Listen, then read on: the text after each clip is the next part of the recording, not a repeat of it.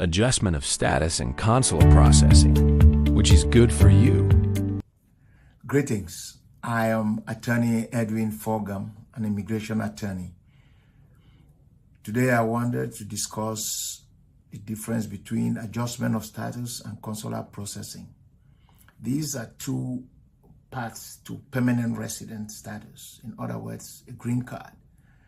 Now, adjustment of status is actually the process for obtaining permanent resident status, a visa or a green card in the United States.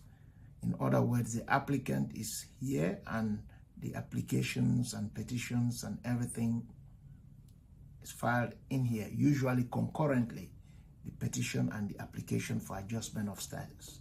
Consular processing, on the other hand, is where the applicant for a visa or a green card is abroad and goes through the State Department's National Visa Center to obtain their visa from abroad and enter the United States. Now, generally, what strategy you use will depend on the immigration situation of the applicant.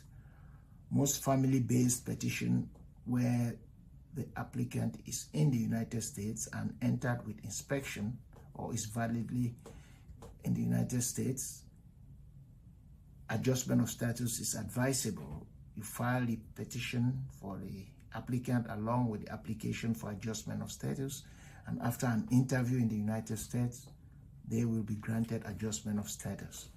However, in some cases, for example, an EB-2, an employment-based visa I-140 that has been approved and the beneficiary of that petition is in the United States, they may want to go abroad and wait for the visa and do consular processing because there may be a priority date issue. In other words, the visa may not be immediately available for adjustment of status.